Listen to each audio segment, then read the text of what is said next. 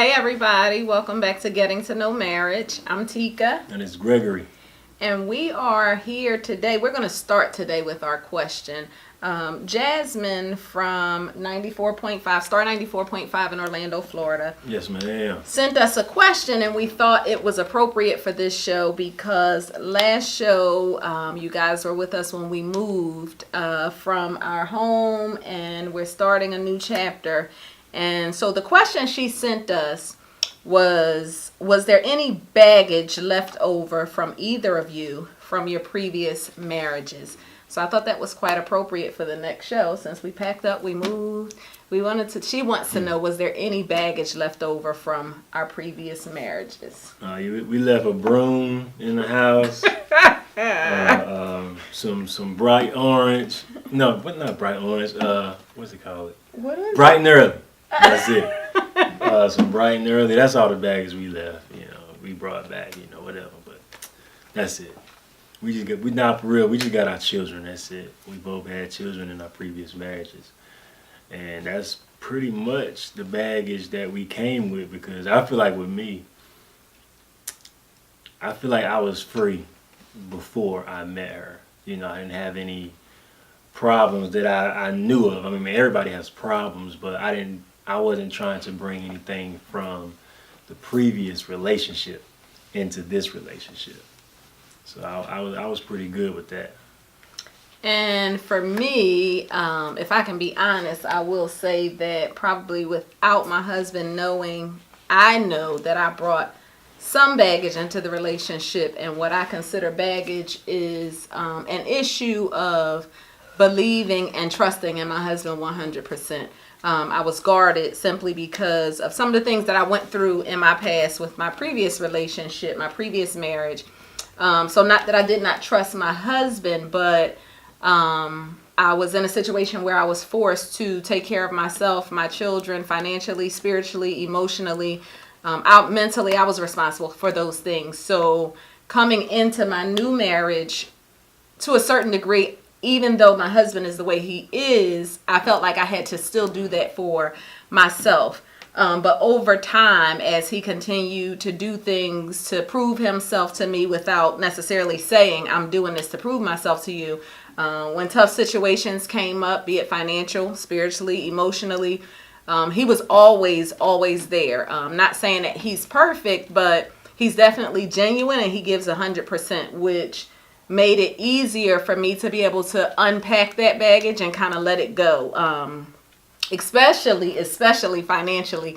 When we first started dating, we would go out places and I was so used to handling everything financially. So I would, go to pull out my card or money and pay for things. And his response was like, what are you doing? And I'm like, what I'm supposed to do, I'm paying for stuff. And he's like, can you not do that? And I told him this, I don't think it was intentional. You didn't say if it was or if it wasn't. But when we first met. That was intentional. It was intentional? When we first met. That was easy. Okay. When we first met, he would let me do little things here and there. He wouldn't mind. He would, because I was just so adamant about taking care of things. He would let me do. But one thing I noticed about this guy is the longer we were together, the closer we got, especially once we got married, it turned to I was only allowed to do things at certain times. So the longer we were together, the less he would allow me to do, which really stood out for me. So it helped me, like I said, to let go of that baggage that I brought from my previous marriage into this marriage.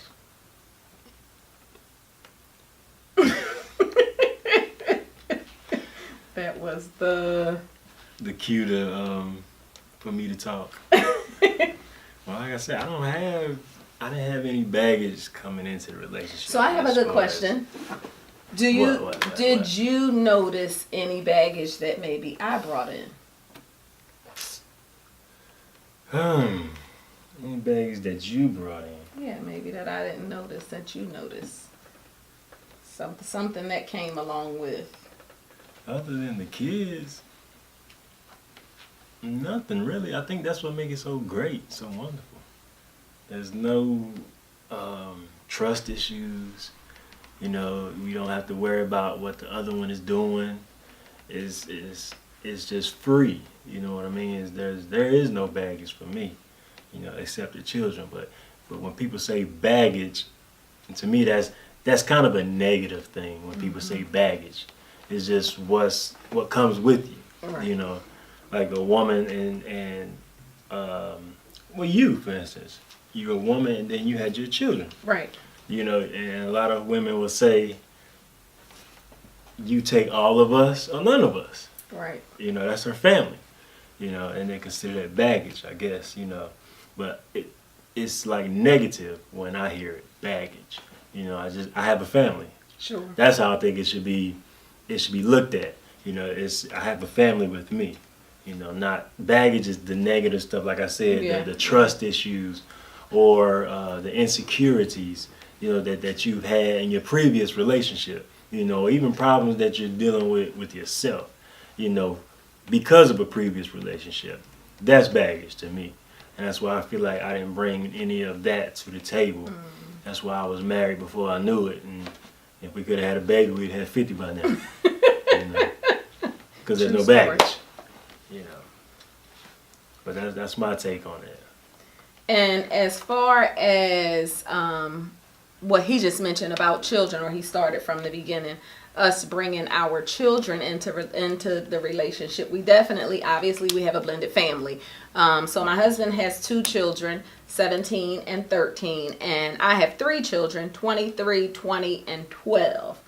So together we have a total of 5 children, and from the very beginning, without being said, as a mother and as a father, I feel like we both took each other's children on to a certain degree, the same way we would our own. There has never been a difference in the way we treat them, or you know, what's expected, or how we respond to them. We both treat our children the same way, and they're all a part of, like he said, our family now. So nobody gets preference or priority or anything like that. Now we do have a total of 4 boys and 1 girl. So naturally, probably the girl and the baby boy gets the special treatment, just as they would if they were naturally both of our children. That's just kind of how it goes, and they know that. Those 2, they know that, so they do what they do to make sure that they get the undivided attention. But overall, I mean, as far as us having a blended family, for me, I think what I had to understand is that it's just that it's a blended family. Those are his children that he came with, and even though we're married and those are now, I consider those my children, at the end of the day, it doesn't change how he parents. I can't now come in and say, okay, well, this is what you used to do and this is how I do it, so scratch that. And I feel like the same thing vice versa. And I think that's why it works for us, our blended family, because we give each other room to be who we are when it comes to our children. And that's not to say that we agree on everything, because there are times where I disagree with things that he may say or do, and the same vice versa. But at the end of the day, we have to respect each other and respect the fact that this is a unit that was already in place, and neither one of us does anything to come between the relationship of the children and their other parents as well. So we understand how important that is for us all to work together and to be on the same page for the sake of the kids. And another thing too with that baggage deal, if a person is bringing baggage, if you know you have baggage, don't even get in a relationship. That's a good point. Yeah, I'm approaching it from a different aspect, you know, the other side. If you know you got issues, then you should work on yourself first, because you're just gonna put that upon the person that you're interested in, and then that's not gonna do anything but make them walk away from you. Sure. You know what I'm saying? Because of your baggage, you know. But you got to be the type of person that can accept where they're doing wrong at. You know, that's the first thing. You know, you got to accept that before you can try to change it. But that's once again my perception of the baggage. Right. And probably I would think that if a lot of that stuff, if we bring it into our new relationships, are we really ready to move on? People think Right, that's what I'm that saying. time is the factor. But like I explained that when we first started on our first episode, for me, physically, I was only out of my relationship, I don't know, a week or so before we met. But emotionally, we separated years before that. We just happened to be in the same home until the time came where I felt like it was okay to physically walk away. So during those few years, I had time to work on myself, which prepared me for my next relationship. But if you don't have the ability to get through that, trying to move on to another relationship, like you said, is not a good idea. You can't. It's almost like, imagine yourself being a boxer or somebody that's dealing with contact sport. You know, if you haven't healed from that previous game, how you gonna play the next one? Right. You know, you ain't gonna be able to play that game 100% like you would if you had that rest, if you had that time to regroup or rebuild, whether it's physically or mentally. It's the same way. And you go into a different relationship or you go into another game, you ain't gonna do nothing but lose because you're not there all the way. It can't work at all. And one of the good things for us that I learned actually from my husband, I remember the first time we're talking about baggage and we're talking about these blended families, and the first time I met his children's mother, I pulled up to the shop where he works and I saw him. This was only, I don't know, a few days into me meeting him. And I pulled up and I saw him talking to another female. And it was so early that I was like, I'm just not doing the drama. I'm just not doing it. So I pulled up so that they couldn't see me. And I text messaged him and I said, do you need me to come back at another time? Because at the end of the day, I'm not, my mind is saying, I'm not here for this. So he didn't respond to the text message. Right. He just walked over to the car like, get out. Come on. That's just the kid's mom. Let's go. Come on. So at that point, I was like, oh, okay. He really open and honest about everything. But one thing that I learned from him that helps us not to have drama between us and the other parent of our children is always being very upfront. Always letting each party know what it is, so from the very beginning, not being afraid to say, this is my girlfriend, or this is my wife, this is my boyfriend, my husband, whatever it is, setting those standards for that other person, because I just feel like setting those standards helps other people to respect what you have because they see how much respect you have for it. And so because we started that way, we've never had issues with his children's mother or my children's father. There's never been an issue there. Not at all. That's a good thing. That's a good thing because you don't want that baby mama drama or that baby daddy drama. That's baggage. Right. That's something you don't want to bring to the table. Right. At all. You don't want the children to feel that. You want them to be happy on every end. You want them to be happy when they're with us, happy when you're with your mom, happy when you're with your dad. It really doesn't matter. You remember when Brandon, and I think it was in the beginning of the relationship, Brandon. That's my baby boy. Yeah, it's the baby boy. He wanted to get closer to me, but he didn't know if he was supposed to. Yeah. Because he still has a relationship with his father. Right. I still remember that. You remember that? Yeah. So that was kind of crazy because it was like it's okay to hang out with him or talk to him or whatever. It's not a bad thing. And being a blended family, we try to make it a positive note that you not only have 2 people that care about you and love you, you have 4 people that care about you and love you. It's even better. So to me, you still winning. You're still winning, and everybody play their role, in the family and act as if we're just one family. Baby, I forgot to turn everything off. Sorry.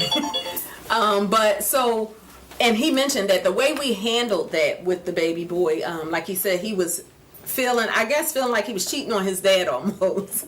And the same thing when his dad moved on, he was the same way about me, just kind of not sure, telling me, well, Mom, she's okay, or probably telling his dad the same thing. I don't know. But when he's around them, he was very happy. So the way we resolved that was his father and I actually sat down with him together and explained to him that, you know, we both love and care about him, and at the end of the day we wouldn't have him around anybody that would harm him or that wouldn't care about him the same way we would. And like my husband just said, we simply explained that to him. You know, you're blessed because now you have 2 additional people in your life who really love you and care about you, and that really put him at ease to see that we were on the same page. And I think that people don't understand that as adults, as the parents, if you're good, your children are good.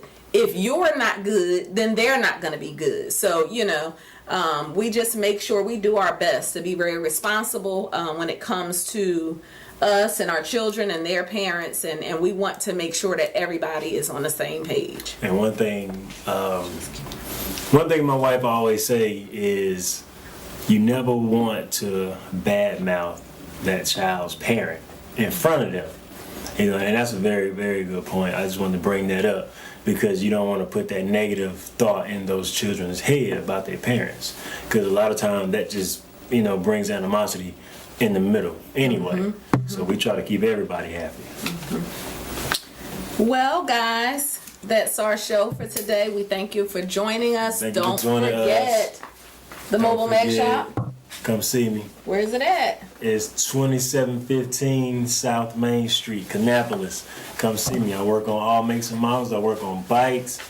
Do it all. We do it all. 704-262-3412. And if you need a U-Haul, come see me. Thanks for joining us. Peace.